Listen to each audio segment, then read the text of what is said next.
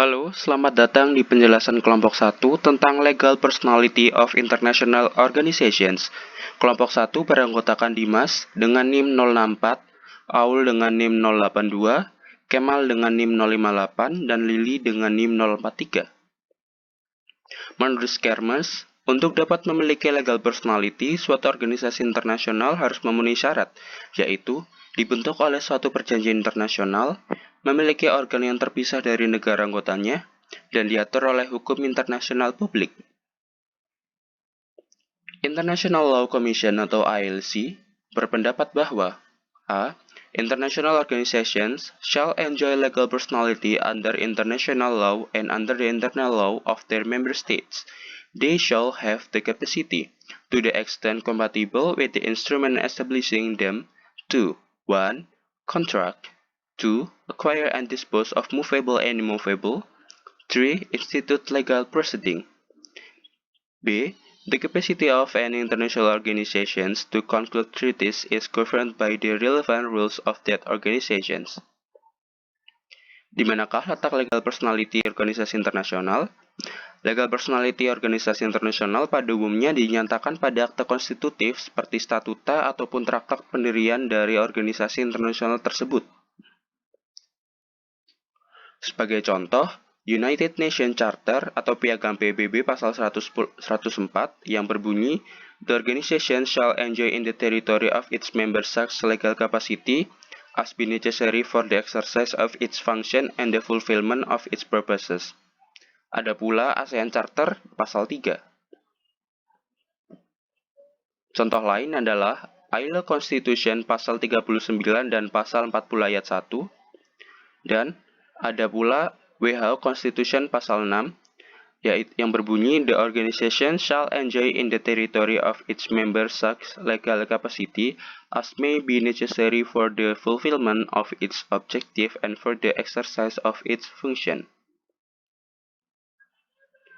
Tujuan legal personality adalah untuk mencapai target dan sasaran yang ditetapkan oleh negara-negara anggotanya, serta memungkinkan melaksanakan tugas dan fungsinya berdasarkan konstitusi dengan baik.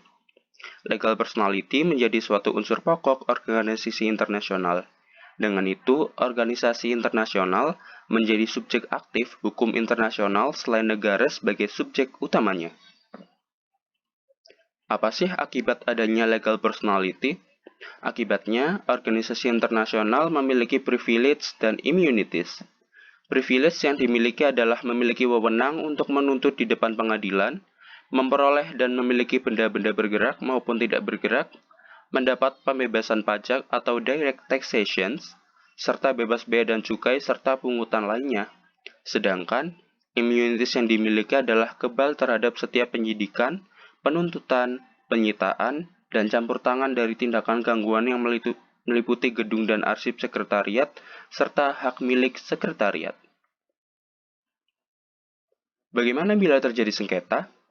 Mengingat organisasi internasional pada umumnya memiliki kekebalan yurisdiksi, maka cara penyelesaian sengketa normalnya melalui arbitrase internasional.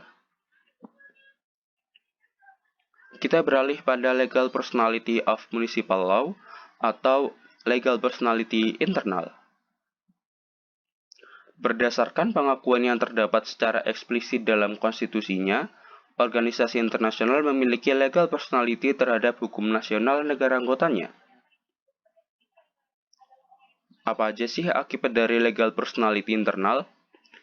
Akibatnya, untuk memudahkan menjalankan fungsinya pada negara anggotanya, organisasi internasional harus memiliki legal personality internal. Organisasi internasional dapat membuat kontrak atau perjanjian, memperoleh dan memiliki benda-benda bergerak dan tak bergerak. Dalam hal ini, organisasi mendapat privilege berupa bebas pajak, bebas dari penyidikan, dan mendapat pengamanan terhadap gedung ataupun arsip kesekretariatan. Sekarang kita beralih pada legal personality of international law atau legal personality internasional. Legal personality internasional erat kaitannya dengan subjek hukum internasional. Identifikasi sebagai subjek hukum internasional adalah apabila memiliki kapasitas untuk bertindak di bawah payung hukum internasional. Berdasarkan advisory opinion, International Court of Justice pada 11 April 1949 tentang kasus Reparation of Injuries Suffered in the Service of the United Nations yang menyatakan bahwa PBB adalah subjek hukum internasional dengan identifikasi sebagai berikut. Capable of possessing international rights and duties and that it has the capacity to maintain its rights by bringing international claims. Pada advisory opinion yang sama, ICJ menyatakan bahwa which can only be explained based on it possessing to a greater extent the international legal personality and the capacity to act internationally. Hal ini tidak hanya berlaku bagi PBB, namun juga untuk semua organisasi internasional yang memiliki instrumen pokok yang hak dan kewajibannya di bawah hukum internasional. Kapasitas dalam legal personality internasional. A. Organisasi internasional dapat membuat perjanjian internasional dengan negara-negara anggota, negara-negara lain, ataupun organisasi internasional lain.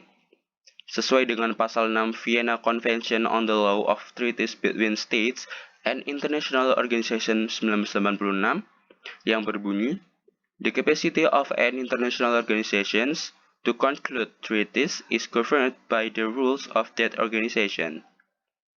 B. Organisasi internasional pada umumnya memiliki hak legasi atau relasi diplomatik. Organisasi internasional mengirim representasi diplomatik dari dan untuk subjek hukum internasional lainnya, sedangkan negara mengirim perwakilan permanen kepada organisasi internasional di mana negara tersebut menjadi anggota. C. Hak untuk mengajukan pengaduan atau penuntutan internasional. Pada umumnya, pengajuan penuntutan dengan cara pengajuan protes, pembentukan angket, perundingan, atau penyelesaian melalui arbitrase internasional. D. Otonomi keuangan dan kapasitasnya untuk mempunyai anggaran sendiri. E. Hak untuk mengakui subjek hukum internasional. Walaupun hak ini adalah identik dengan negara, namun organisasi internasional dapat melakukannya ketika menerima negara baru sebagai anggotanya. Organisasi internasional tidak memiliki wewenang teritorial. Tidak memiliki wewenang teritorial karena tidak punya wilayah. Yang dimiliki hanyalah wewenang dalam wilayah kepolisian dan pengamanan gedung sekretariat organisasi internasional tersebut. Namun, ada beberapa pengecualian seperti dalam pasal 81 Piagam PBB untuk menempatkan wilayah tertentu di bawah sistem perwalian. Pasal 81 berbunyi, the trusteeship agreement shall in each case include the terms under which the trust territory will be administered and designate the authority which will exercise the administration of the trust territory. Such authority, hereinafter called the administering authority, may be one or more states or the organizations itself. Apakah ada organisasi yang punya wewenang internasional? Satu-satunya organisasi internasional yang memiliki wewenang internasional yang tercantum dalam instrumen konstitusinya adalah Otoritas Dasar Laut Internasional atau International Seabed Authority (ISA) yang didirikan oleh Konvensi Hukum Laut atau United Nations Conventions on the Law of the Sea atau UNCLOS 1982 dan berlaku sejak 16 November 1994. Sesuai ketentuan konvensi, ISA mengatur zona bagian dasar laut yang lepas dari yurisdiksi nasional dan memegang tanggung jawab pengelolaan dan eksploitasi zona. Aspek lain legal personality internasional, organisasi internasional dalam hukum internasional. Dalam beberapa kasus, organisasi internasional seperti PBB atas namanya sendiri mengirim pasukan bersenjata sebagai pasukan perdamaian menggunakan lambang bendera PBB sendiri. Misal, dalam operasi militer di Mesir tahun 1956, di Kongo tahun 1961, di Cyprus tahun 1964, dan juga Somalia dan Bosnia-Herzegovina. Kesimpulannya, legal personality pasti dimiliki oleh organisasi internasional yang sifatnya permanen, yang berguna untuk menjalankan fungsi, hak, dan kewajibannya terhadap negara anggota, negara lain, organisasi internasional lain, berdasarkan hukum internasional. Terima kasih. Sampai jumpa. Semoga penjelasan kami bermanfaat untuk kalian semua. Goodbye.